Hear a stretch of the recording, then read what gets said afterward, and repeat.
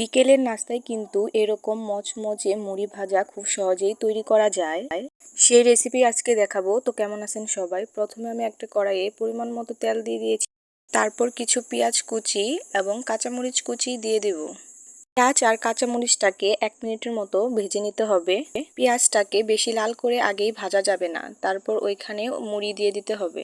আর তেলের সাথে মুড়িটাকে ভালোভাবে মিক্সড করে নিতে হবে। তারপর এখানে অল্প পরিমাণ হলুদ এবং লবণ দিয়ে ভালোভাবে মিশিয়ে নিতে হবে। এই মুড়ি ভাজায় বেশি কিছু উপকরণ লাগে না, এই কিছু উপকরণ দিয়েই বানিয়ে ফেলা যায়। খেয়াল রাখতে হবে ভাজার সময় মুড়িগুলো যেন পুড়ে না যায়, কারণ খুব লো আছে এই মুড়িগুলো ভেজে নিতে হবে।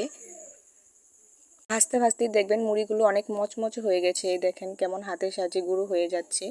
আর এইভাবে কিন্তু খুব সহজ উপায়ে মুড়ি ভাজা বিকালে নাস্তায় খেতে পারেন। আর এই মুড়িটা কিন্তু ভেজে অনেক দিন সংরক্ষণও করা যায়, একটা বয়মের মধ্যে রেখে দিলে যখন মন চাবে খেতে পারবেন।